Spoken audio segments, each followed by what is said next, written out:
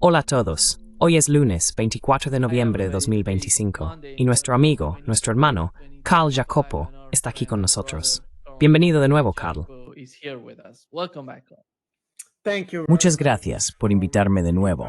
Me alegra estar de vuelta con vosotros.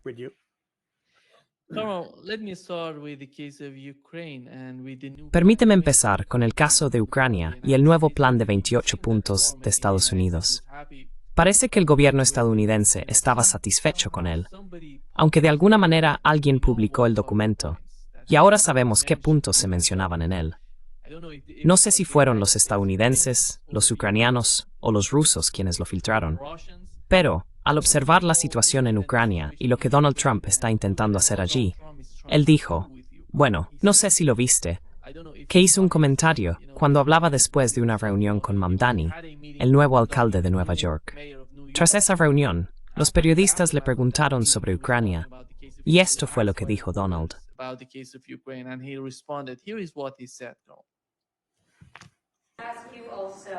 Déjame preguntarte también sobre este plan para Ucrania. El presidente Zelensky dijo hoy que su país se arriesgaría a perder a un socio o a perder su dignidad. ¿Ha habido críticas de que este acuerdo quieres decir que no le gusta? No está claro. Era algo así como, bueno, tendrá que aceptarlo. Y si no le gusta, entonces supongo que deberían seguir peleando. Su sugerencia, sin embargo, fue si no aceptas, Estados Unidos retiraría su apoyo a Ucrania. Bueno, en algún momento tendrá que aceptar algo. Aún no lo ha aceptado. Lo recuerdas, ¿verdad? En el despacho Oval no hace tanto le dije, no tienes las cartas. No lo olvides. Heredé esta guerra. Esta guerra nunca habría ocurrido. Yo nunca habría permitido que ocurriera. Heredé esta guerra y pensé que él debería haber hecho un acuerdo hace un año, hace 2 años. El acuerdo definitivo habría sido que nunca empezara. Ese habría sido el buen acuerdo. Eso también se podría haber hecho si hubieras tenido al presidente adecuado. Pero no tenías al presidente adecuado.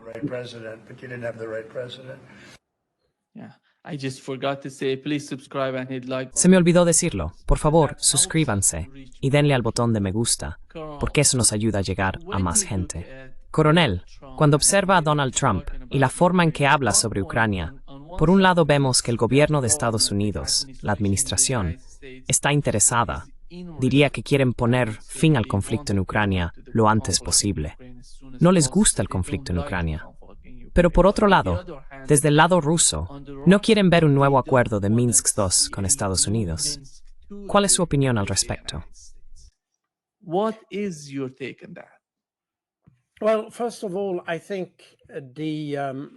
Bueno, ante todo, quiero decir, hemos hablado muchas veces de esto y de todo el proceso intelectual que hay detrás de las decisiones de Donald Trump. Porque, una vez más, él quiere ahorrar dinero. Quiere hacer que Estados Unidos vuelva a ser grande.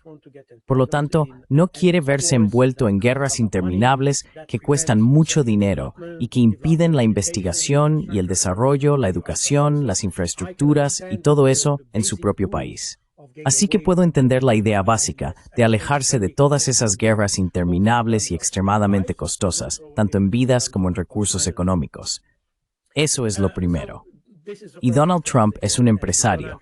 Quiere restaurar el poder de Estados Unidos. De nuevo, podemos debatir en contra o a favor de eso, pero el hecho es que esa es su política.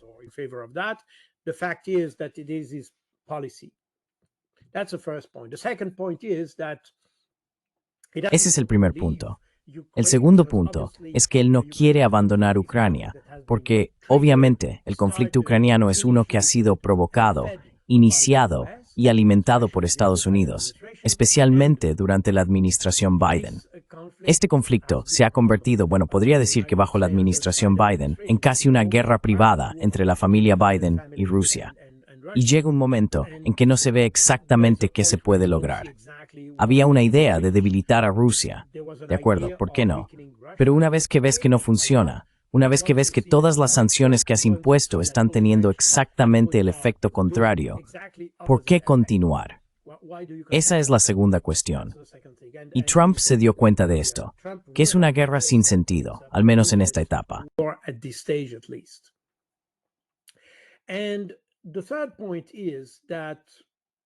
Y el tercer punto es que, y probablemente Donald Trump se dio cuenta de ello, cuando aparecieron los informes recientes sobre lo que está ocurriendo en Pokrovsk, en Kupiansk y todo eso, probablemente entendió que la imagen que había recibido del conflicto por parte de Zelensky y sus asesores no coincidía con los informes sobre el terreno. Por lo tanto, probablemente sintió que la administración de Zelensky le había engañado. Y en ese sentido, también se dio cuenta de que Ucrania no estaba en el camino hacia la victoria, que la victoria nunca ha sido definida seriamente, ni por Ucrania, ni por los europeos, ni por Estados Unidos, por cierto. Y más allá de la idea de victoria, la idea de derrotar a Rusia tampoco ha sido definida, lo que significa que nadie sabe exactamente qué queremos lograr con este conflicto.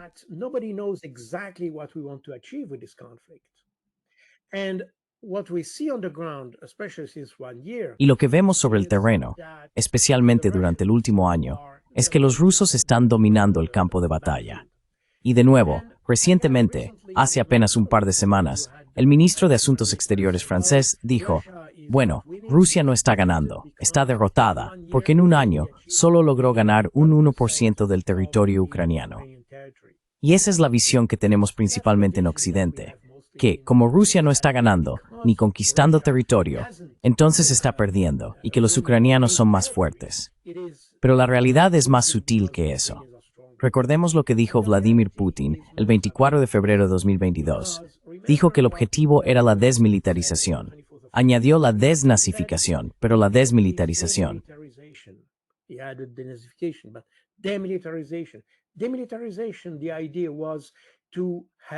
Desmilitarización. La idea era tener un ejército ucraniano más débil, uno que no pudiera atacar, afectar ni dañar a la población rusa en Ucrania. Por lo tanto, tenía que haber algún tipo de desmilitarización. Te conté lo que dijo el ministro francés de Asuntos Exteriores. Afirmó que en 1000 días, los rusos no habían conseguido ganar más del 1% del territorio ucraniano. Si miras lo que ocurrió en esos 1000 días, y lo comprobé yo mismo, entré en una página web ucraniana que registra las pérdidas. Hay que tomarlo con mucha cautela, porque el recuento se basa en parte en algoritmos y otras estimaciones, así que no lo considero un registro perfecto de las bajas ucranianas. Pero al menos es algo a lo que podemos referirnos. El sitio web se llama wartears.org.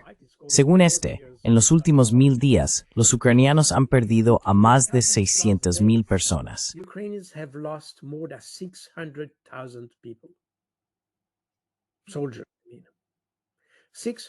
Soldados, quiero decir, 600,000 muertos. Es decir, cuando recuerdas lo que dijo Putin, el problema no era el territorio, se trataba de destruir un potencial. Así que no se trata del porcentaje o de los kilómetros cuadrados, sino del número de personas muertas. No sabemos exactamente cuántos ucranianos han muerto, cuántos soldados han muerto. Por eso mencioné este sitio web, wartears.org. Y de nuevo, son más de 600,000 los que han muerto, lo que significa que en realidad, a pesar de lo que pensamos en Occidente, Rusia está ganando sobre el terreno, alcanzando sus objetivos.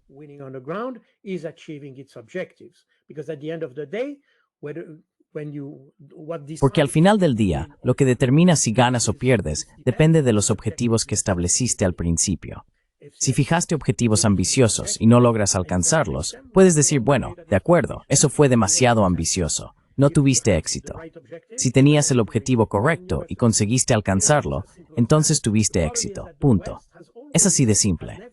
El problema es que Occidente nunca ha reconocido los objetivos establecidos por los rusos. En su lugar, han definido un desproporcionate con el control de toda Ucrania, sustituir al gobierno de Kiev, derrocándolo, y cosas por el estilo.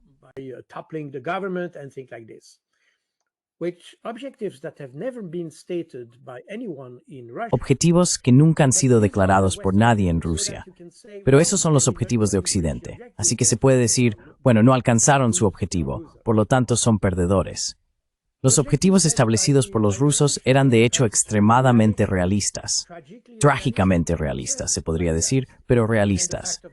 Y la realidad es que cuando se observa el campo de batalla hoy, Rusia está ganando. Así que hay que reflexionar sobre esta situación. Cuanto más esperemos, menos probable será que tenemos que. Por lo tanto, es menos por que Rusia sea derrotada. En un momento, hay que tener una decisión. Therefore, there is a point where you have to make a decision. And in the light of what you want to achieve. Y a la luz de lo que se quiere lograr, si se dice, bueno, queremos que Rusia quede atrapada en una guerra interminable, entonces se continúa la guerra. Pero si se dice, queremos preservar a Ucrania porque queremos defenderla o protegerla o lo que sea, apoyamos a Ucrania, entonces hay un punto en el que este conflicto debe cesar. Y este es exactamente el cálculo de administración Trump. Contradice la política estadounidense hasta ahora, pero en realidad es la decisión más racional que se puede tomar. Cuando se habla de ese documento de 28 puntos que se filtró, y probablemente podamos hablar de ello más adelante, si se compara con la propuesta hecha por los europeos, se puede ver que hay una gran diferencia.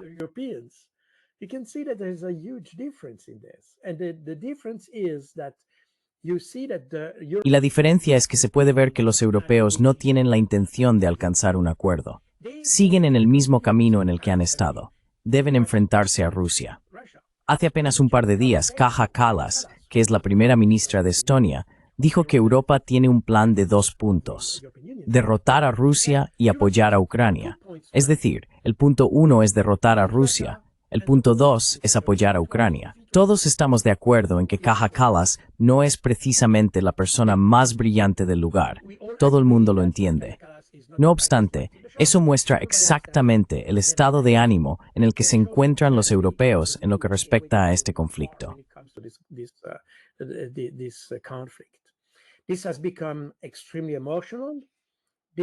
Esto se ha vuelto extremadamente emocional. Siempre lo ha sido, por cierto.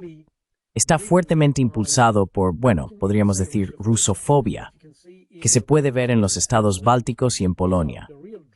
Estos son los verdaderos motores del conflicto si se observa desde el lado europeo.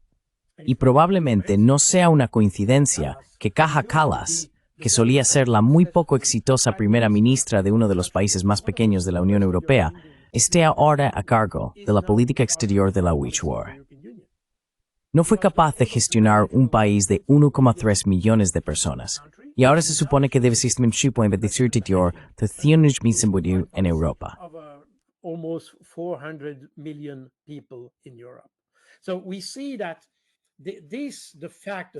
Así que vemos que el simple hecho de que hayan elegido o decidido nombrar a Kaja Kallas como ministra de Asuntos Exteriores de la Unión Europea muestra exactamente hacia dónde se dirige la UE.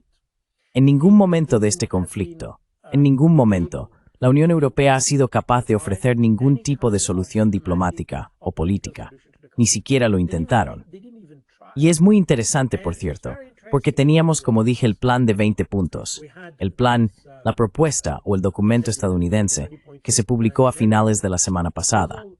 Y ayer, domingo, los europeos presentaron su propio plan. Pero es curioso cuando se observa, simplemente tomaron el plan estadounidense y modificaron algunos puntos, lo que significa que ni siquiera tienen una visión propia al respecto.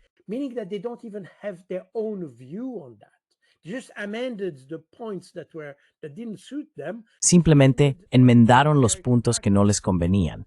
Solo hicieron cambios en el documento estadounidense, lo que significa que no tienen absolutamente ninguna capacidad para formar su propia opinión sobre este conflicto. Tienen que tomar la visión estadounidense como base. Además de eso, hemos visto recientemente, especialmente durante esas diferentes reuniones de la llamada Coalición de los Dispuestos, hubo una, recuerdo, en Londres. Después de esa reunión, publicaron una declaración conjunta diciendo que acogían con satisfacción la diplomacia activa. Estamos hablando obviamente de los estadounidenses, porque aunque los europeos dicen que acogen con satisfacción la diplomacia activa para resolver el conflicto, en realidad no han activado nada en términos de diplomacia. Have not activated anything in terms of diplomacy. They have cut all their communication channels with Russia. Han cortado todos los canales de comunicación con Rusia y nunca han hecho el más mínimo esfuerzo por restablecerlos. Me refiero a los canales diplomáticos. Al menos, justo después de que Donald Trump llegara al poder a principios de este año, el primer paso que dieron fue restablecer las relaciones diplomáticas normales entre Estados Unidos y Rusia, reabrir las embajadas, el personal diplomático y todo eso para establecer una especie de marco legal que permitiera reanudar la comunicación. Y a partir de ahí se produjeron todas las conversaciones posteriores. Pero primero hay que restablecer esas relaciones. Los europeos ni siquiera han intentado hacerlo. Eso significa que hoy los europeos están completamente desconectados de los rusos. Today, the Europeans are completely cut off of the Russians. And they want, and that's the interesting. Y ese es un punto interesante, porque después de que se publicara o se filtrara el plan de Trump, los europeos dijeron, bueno, deberíamos participar en el proceso. ¿Pero por qué motivos? ¿Cuál es exactamente el papel de la Unión Europea? Podemos decir que los estadounidenses, por buenas o malas razones, son los mediadores en este conflicto. Estoy de acuerdo en que es algo bastante extraño, pero hay una explicación intelectual para ello. O quizá la administración Trump estaba diciendo, bueno, esa fue la guerra de Biden, esta será la paz de Trump. De acuerdo, justo. Es bastante extraño si se considera a Estados Unidos como una entidad, pero puedo seguir el razonamiento de Trump al decir, esa no fue mi guerra, yo no la quise. Eso es exactamente lo que dijo, por cierto, en el breve video que mostraste. Esta no es mi guerra, yo no la quise. Video you showed. This is not my war. I didn't want it. So now I can take the role of mediation. Así que ahora pueden asumir el papel de mediadores. Bien, de acuerdo. Y por lo tanto están implicados en las conversaciones entre ucranianos y rusos. Pero ¿cuál es exactamente el papel de los europeos? No son mediadores, evidentemente, y dicen que no están implicados en el conflicto. Es decir, lo apoyan activamente mediante la retórica, el discurso, la financiación, el equipamiento militar y así sucesivamente. ¿Lo apoyan? Pero dicen, bueno, no somos parte del conflicto, y ahora quieren formar parte de las negociaciones. Así que, como ves, estamos en una situación en la que, una vez más, los europeos se alejan de un enfoque realista. Han sido completamente emocionales, completamente irracionales desde el inicio mismo del conflicto, y ni siquiera son capaces de comprender lo que está en juego en él. Understand what is at stake in the conflict. And I would even suggest that they Y yo incluso sugeriría que quieren ignorar deliberadamente lo que está en juego para ambas partes en el conflicto. Hacen su guerra con otros. Y por eso quieren que los estadounidenses sigan implicados en Europa, porque prefieren que los estadounidenses estén comprometidos en el conflicto en lugar de ellos mismos. Esa es también la razón por la que apoyan a Ucrania cuando dicen, por ejemplo, que utilizan a Ucrania. Y recordemos de nuevo a Kaja Kallas. Lo que dijo hace solo un par de días, creo que el mismo día de la cita anterior que mencioné, fue que es un buen trato apoyar a Ucrania en lugar de enfrentarse a una victoria rusa.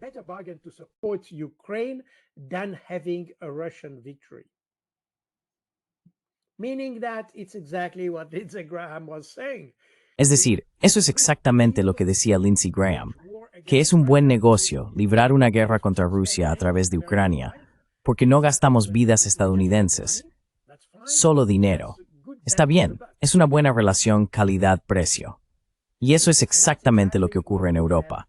Quiero decir, no quieren implicarse ellos mismos, pero prefieren que lo hagan otros, los ucranianos y Estados Unidos, porque la idea es debilitar a Rusia. No tienen la menor intención de apoyar de verdad, incluso diría que ni siquiera respetan a la población ucraniana. Solo quieren perjudicar a los rusos.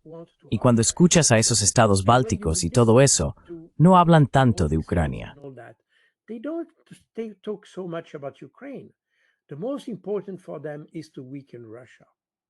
Lo más importante para ellos es debilitar a Rusia. Y eso se puede ver simplemente observando todo el proceso de estos dos documentos. Digo dos documentos, porque está el plan estadounidense y la contrapropuesta europea. Eso muestra exactamente la debilidad intelectual, política y diplomática de Europa en todo esto. Y creo que eso debería preocupar seriamente a la gente porque no han logrado nada y no son capaces de lograr nada. Ese es el primer punto. Ni siquiera entienden la situación. No entienden que no pueden conseguir nada con su política. Así que, de nuevo, esto es trágico hasta cierto punto, porque al final del día son los ucranianos quienes están pagando el precio.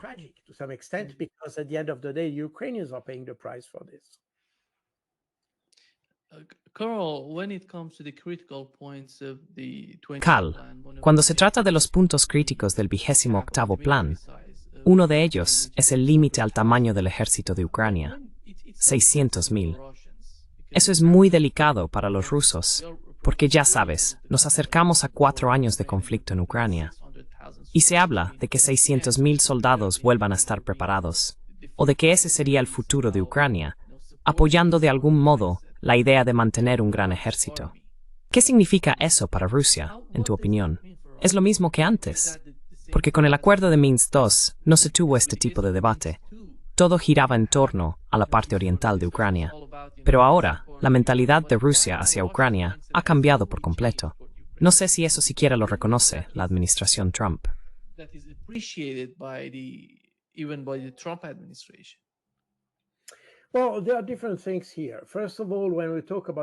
Bueno, hay varias cosas diferentes aquí. En primer lugar, cuando hablamos de las cifras, se suponía que 600.000 era una reducción de las fuerzas, y he visto distintos números. No estoy seguro de que la gente lo entendiera.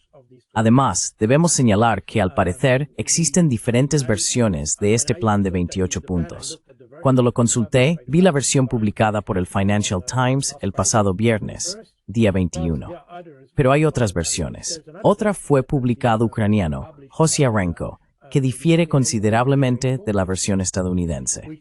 Pero no lo sé con exactitud.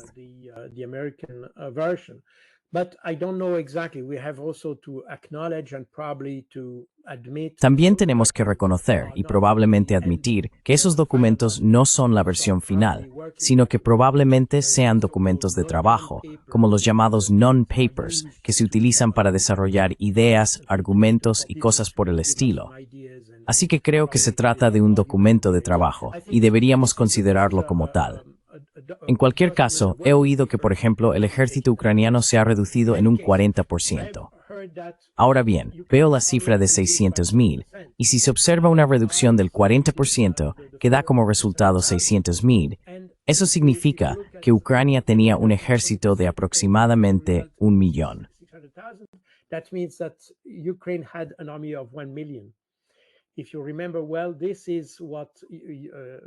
Si recuerdas, esto es lo que Zelensky afirmó varias veces, que tenía un ejército de 1 millón de efectivos y que quería usar ese ejército de 1 millón para llegar al mar de Azov y destruir o repeler a los rusos y así sucesivamente. Así que probablemente todo esto proviene de esa suposición, porque en realidad no existe ningún documento que demuestre que el ejército ucraniano haya alcanzado jamás el nivel de 1 millón. Por lo tanto, esta reducción a 600.000 es, para mí, una completa fantasía.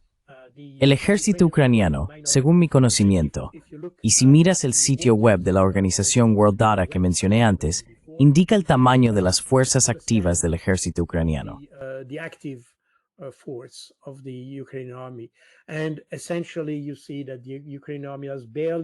Básicamente, se ve que el ejército ucraniano apenas ha superado los 450.000 durante la guerra. Es decir, si redujéramos esa cifra a la mitad, llegaríamos a un nivel de unos 220.000 aproximadamente. Así que 600.000 es una cifra extremadamente exagerada. Pero de nuevo, lo más interesante es ver lo que los europeos proponen para el ejército, y ellos sugieren 800.000. Eso muestra exactamente el estado de ánimo de los europeos. No quieren resolver el problema, quieren agravarlo. Y ya ves, esto es, bueno, sabes, tengo formación en inteligencia y sin duda aplico métodos de inteligencia cuando hago análisis y cosas por el estilo. I assume all these governments have also Supongo que todos estos gobiernos también tienen agencias de inteligencia, servicios de inteligencia y unidades de análisis capaces de decir cuántas personas hay en el ejército ucraniano y B, qué está en juego en este conflicto. Y al decir que el ejército ucraniano debería tener un máximo de 800,000 soldados en tiempo de paz, eso significa que esa gente no quiere avanzar hacia la paz. Es claramente una provocación contra los rusos. Y aquí se ve exactamente lo que me llama la atención en todo esto. El espíritu, el ánimo, la mentalidad de quienes se supone que deben ayudar a resolver una crisis. En realidad, no tienen absolutamente ninguna intención de resolverla.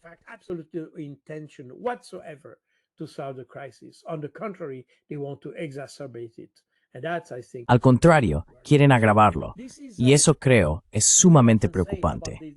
Así que esto es lo que puedo decir sobre esas cifras. Están claramente exageradas. No sé cuál debería ser el número correcto.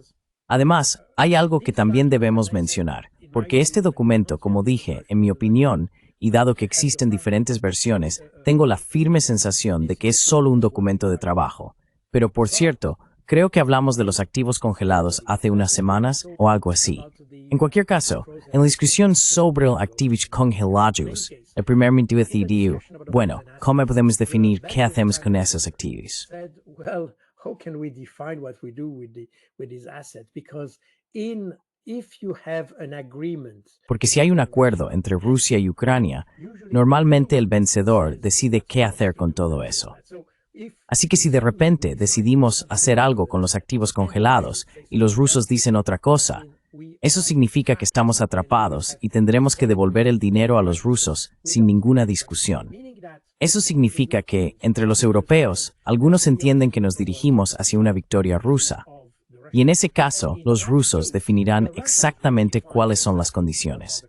Puedes citar todas las cifras que quieras hoy, pero al final del día, cuando los rusos ganen, dirán, bueno, si no queréis hablar, si no aceptáis nuestras condiciones, continuaremos la guerra. don't accept our terms, we continue the war. And in fact, that's exactly what Vladimir Putin. Y de hecho, eso es exactamente lo que dijo Vladimir Putin, creo que fue el viernes, durante la reunión del Consejo de Seguridad de Rusia. Dijo, bueno, si los ucranianos rechazan el acuerdo o se niegan a negociar, eso nos conviene, porque entonces continuaremos la operación militar y lograremos nuestro objetivo por la fuerza militar. Así que no estamos preocupados. Sabes, toda la lógica detrás de estos acuerdos y de las condiciones establecidas por los europeos se basa en la suposición de que los rusos están perdiendo mucho más que los ucranianos, y por lo tanto, podemos permitirnos imponer condiciones, porque los rusos no tienen más remedio que aceptar lo que decimos, ya que están perdiendo tanto.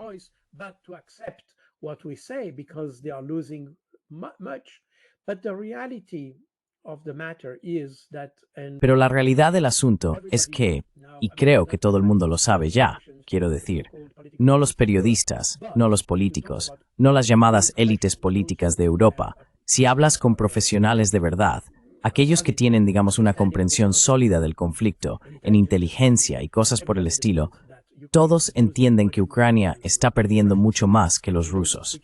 No podemos decir exactamente cuál es la proporción de pérdidas, pero los ucranianos están perdiendo sin duda más que los rusos. Más vidas, más equipo, todo.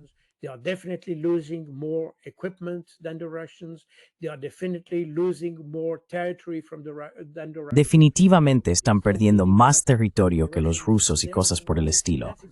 Es decir, los rusos no hay, y eso es exactamente, por cierto, lo que dijo Donald Trump en el breve video que mostraste. Zelensky no tiene cartas. Los europeos no tienen cartas. Así que cuando no tienes cartas, deberías hacer todo lo posible por atraer a los rusos al acuerdo, no hacer que el acuerdo resulte poco atractivo. Porque al final eso es exactamente lo que dice Putin. Bueno, si ellos no lo quieren, entonces para nosotros, si continuamos la operación militar, está bien, porque podemos permitírnoslo. Y ahí es donde se ve esta debilidad intelectual que tenemos en el conjunto de la política europea.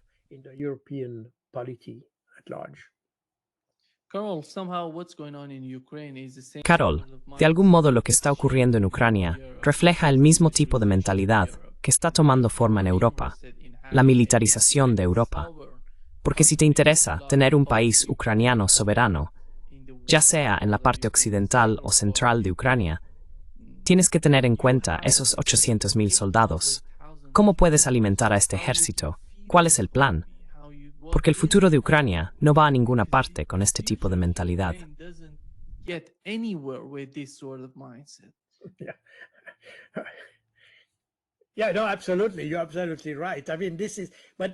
Sí, no, absolutamente. Tienes toda la razón. Quiero decir, esto es, pero, de nuevo, esto ilustra la ilusión en la que viven los europeos. Hoy tenemos que admitir que los estadounidenses se han dado cuenta de que la guerra no puede continuar de esta manera, porque de lo contrario perderán a lo grande, y la derrota será tan evidente que tendrá un peso político enorme para todos, no solo para los ucranianos, sino también para todos aquellos que impulsaron la continuación de la guerra. Así que estamos en este tipo de situación. Y es interesante, porque en lugar de reflexionar o intentar pensar en el problema, de identificar nuevas formas de resolverlo, nuevas soluciones, nuevas propuestas y todo eso, en lugar de eso, Europa tiende a ser aún más radical en su enfoque.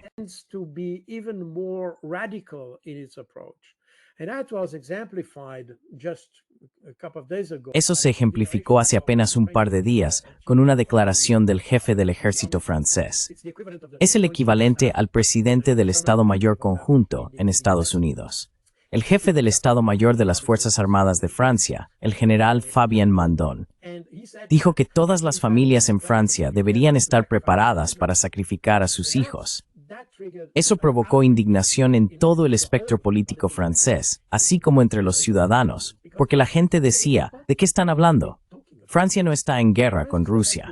Estamos lejos de Ucrania. Supuestamente no formamos parte del conflicto. Ni podemos identificar ninguna razón, justificación u objetivo para que Rusia ataque a Francia.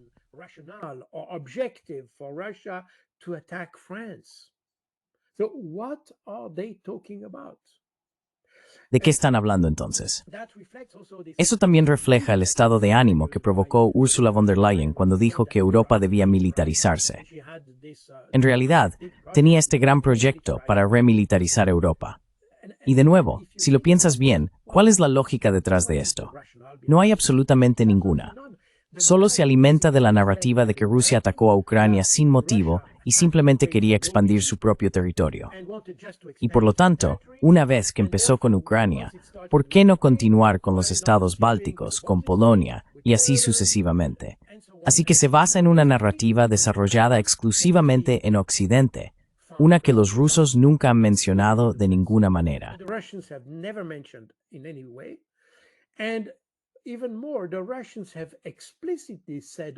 Aún más, los rusos han explicado explícitamente por qué entraron en Ucrania. Pero como nadie quiere reconocer las verdaderas razones de ello, por supuesto, si las excluyes, te quedas con todo tipo de otras explicaciones. Recrear el imperio zarista, la Unión Soviética, lo que quieras. Se puede encontrar cualquier tipo de justificación. Ahí es exactamente donde estamos, y eso es sumamente inquietante, porque una vez más, yo vengo del ámbito de la inteligencia estratégica. La inteligencia estratégica es precisamente la rama de la inteligencia que asesora a los responsables de la toma de decisiones, los más altos responsables, es decir, ministros, gobiernos y así sucesivamente. Ese es el propósito de la inteligencia estratégica.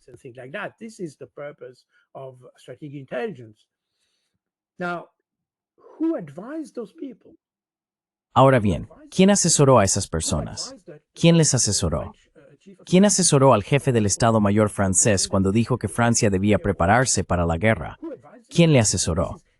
Esto es extremadamente grave. Muestra una profunda disfunción dentro del aparato de defensa, una incapacidad para comprender la amenaza tal como es en realidad. Y podemos ampliar esto diciendo que hemos subestimado a Rusia durante años. Ciertamente, en los últimos 3 años hemos subestimado grandemente las capacidades rusas. Hemos subestimado su capacidad de combate, su potencial militar, su potencial económico, su capacidad para mantener relaciones diplomáticas con el resto del mundo.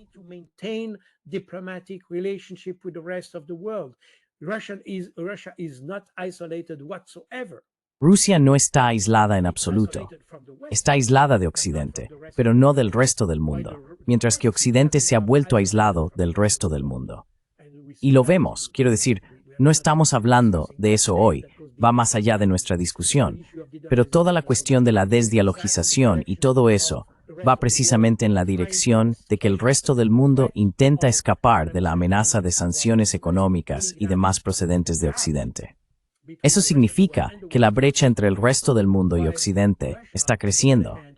Mientras tanto, Rusia ha ampliado su red, ha ampliado sus relaciones con el resto del mundo, sin mencionar siquiera a China, que es obviamente el país más poderoso del mundo hoy en día.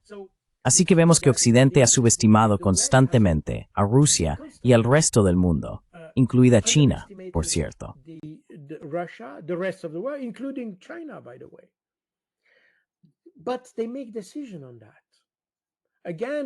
Pero ellos toman decisiones sobre eso.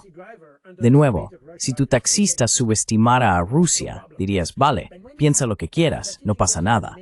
Pero cuando los responsables de decisiones estratégicas empiezan a cometer ese tipo de error estratégico, subestimar a un país como Rusia, entonces dirías que algo va mal.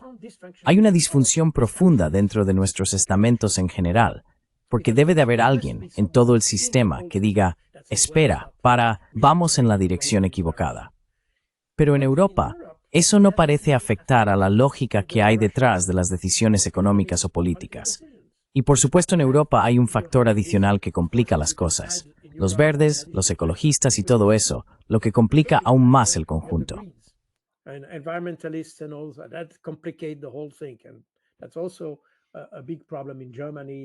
Y ese también es un gran problema en Alemania y en otros países. En cualquier caso, el hecho es que vemos que la economía europea está cayendo.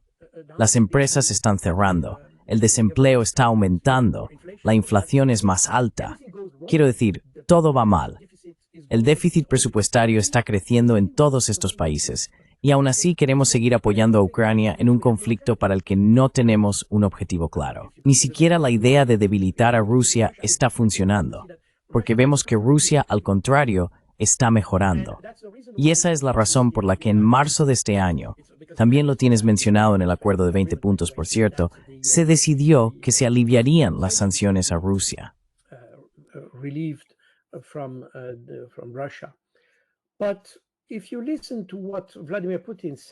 Pero si escuchas lo que dijo Vladimir Putin en marzo de este año durante el Congreso Anual de Industriales y Empresarios, dijo que las sanciones son sistémicas contra Rusia. Occidente quiere debilitarnos y, por lo tanto, mantendrán estas sanciones de alguna forma. Así que necesitamos aprender a vivir con ellas. Y de hecho, dijo algo muy interesante, por cierto, afirmó que las sanciones en realidad nos han impulsado a mejorar. Es interesante, porque hoy vemos, por ejemplo, lo que está ocurriendo en China. Existe esta pugna entre Estados Unidos y China por los semiconductores. Estados Unidos impuso una prohibición de suministrar ciertos semiconductores a China. Y ahora que Estados Unidos está perdiendo esa batalla, ha empezado a volver a autorizar el suministro de algunos tipos de semiconductores a China.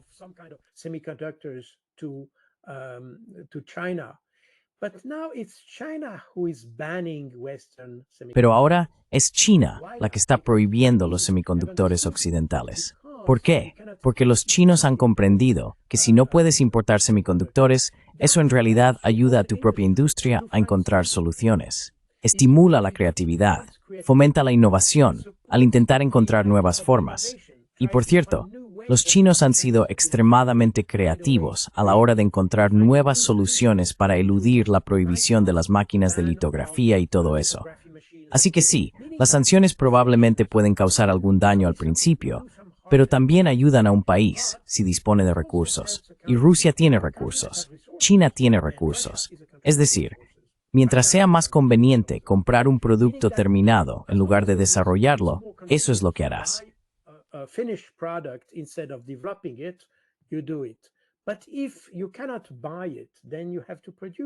Pero si no puedes comprarlo, entonces tienes que producirlo. Y eso es un estímulo para la economía, un estímulo para la industria, un estímulo para la investigación y el desarrollo. Así que, en realidad, Rusia se benefició de las sanciones. No se puede mirar las sanciones solo a simple vista. hay que entender cuáles son sus implicaciones. Y los rusos lo han hecho. Y Vladimir Putin en particular ha comprendido claramente que las sanciones no son un castigo, sino una oportunidad. Eso es exactamente lo que dijo en marzo de este año, lo que significa que cuando se intenta atraer a Rusia a un acuerdo incómodo con Ucrania, diciendo, bueno, levantaremos las sanciones, en realidad no funciona así.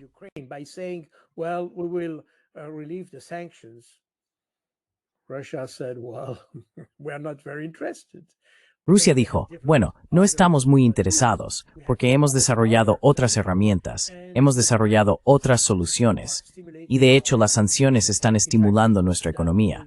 En realidad están teniendo un efecto positivo. Vemos aquí que en el lado occidental tenemos una comprensión extremadamente simplista de nuestras relaciones con Rusia, y también con otros. No se limita a Rusia. Quiero decir, mencioné a China solo como ejemplo, pero en realidad, la relación entre Europa y China es exactamente la misma. La relación entre Estados Unidos y China sufre exactamente el mismo problema. Tendemos a subestimar las capacidades de los demás. We tend to underestimate the capabilities of others. We tend to look at the problems just as face values. Tendemos a mirar el problema solo superficialmente y, por tanto, ignoramos lo que realmente está en juego detrás de él, mientras que otros no lo hacen. Si viajas a Rusia o a China, verás que la gente está extremadamente bien educada. El nivel medio de las personas es muy alto, mucho más alto que en Occidente, por cierto, y probablemente mucho más alto que el de nuestros líderes políticos. Eso no es difícil, por cierto. Así que vemos que estos países tienen un enorme potencial y, por tanto, no se les puede atraer con medidas simplistas. Hay que ir más allá. Y eso es exactamente lo que muestra este plan. Por esa razón, creo que los rusos lo han entendido. Por cierto, eso es también lo que dijo Vladimir Putin el viernes al Consejo de Seguridad Nacional. On Friday to the National Security Council, he said, well, this document is a good base for discussion. Dijo, bueno, este documento es una buena base para la discusión. Eso es todo. Creo que los rusos son muy conscientes de que este documento no puede simplemente tomarse tal cual. Tiene que ser reelaborado, tiene que ser negociado. Cada punto debe discutirse entre las partes, es decir, Rusia y Ucrania, bajo la mediación de Estados Unidos. Y eso, creo, es un hecho aceptado. Pero esto no puede simplemente aceptarse como está. Es solo una base para la discusión. Creo que los rusos lo han entendido perfectamente, mientras que en Occidente tendemos a ver este documento como algo terminado. No es así, y los rusos ciertamente no lo ven de esa manera. It's not the case, and the Russians certainly don't understand it that way. Exactamente, Cal. Muchas gracias por acompañarnos hoy. Un gran placer, como siempre. That was Zdał Monsieur. Powers Breasting Hall. Gracias. Thank you.